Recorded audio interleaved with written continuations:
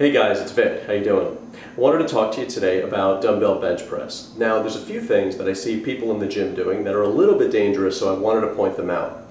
The first thing is that dumbbell benching is very similar to going on an airplane, right? There's two dangerous parts, really the most dangerous parts about being on a plane. It's the takeoff and the landing. So the same thing is sort of true with dumbbell benching. Now, think about this.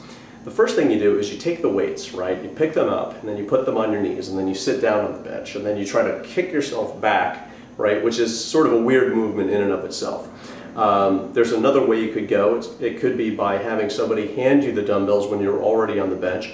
But if you think about it, if they're handing you one at a time, you're kind of moving this way and then this way, which is also probably just as dangerous. So let's talk to the folks who don't have three spotters to spot them and then put the dumbbells in their hands. Let's just talk about the kickback method. Now, when you go back, try to keep the weights as close to your midsection as possible, and then when you get back on the bench, when you do that roll, so to speak, then bring them up, as compared to flinging them up and then coming down like this. So that could create an injury. But the part that I'm most concerned about is actually the very end. And I've seen folks actually, when they want to put the weights back, they think they're doing the right thing by kind of sitting back up with the weights because they don't want to disturb anyone by dropping them.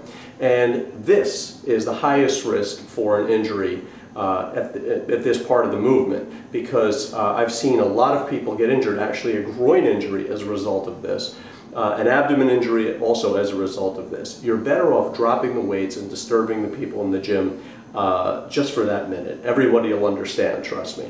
Another thing I wanted to talk about, aside from safety with respect to bench press, is also breathing. Now, I've noticed a lot of folks get stuck, right? They're here and they're get stuck like this, and all you have to do if you get in this position, right, and if you have dumbbells, is breathe. Let the air out, because you'd be surprised how sometimes it just kind of moves its way up. So if you find yourself stuck, remember to breathe. And breathe throughout the movement so that you kind of have oxygen to move you throughout the workout. So instead of this, try not to pick up a lot of tension in here, try to let the air move the weight, and you'll find that a little bit easier to do. The other thing is, how do you control the muscles throughout the exercise so that you get the most benefit from the dumbbell bench?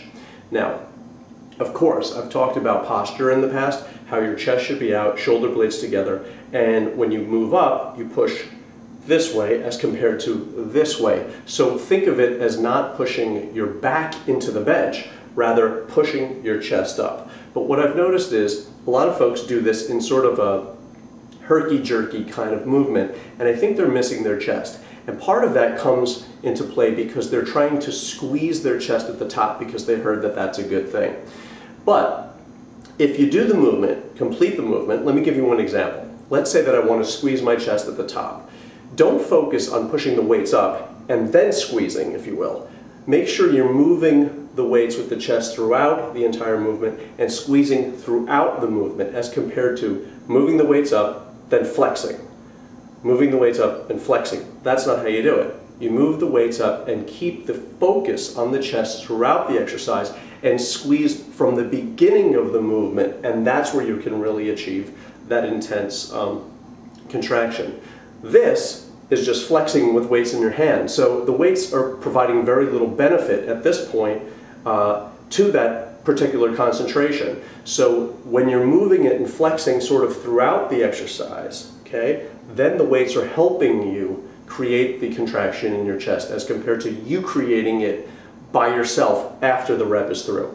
So a couple things I just wanted to point out. I wish you folks all the best. Check me out on Facebook and www.vicsnatural.com. All the best. Peace, love, and muscles.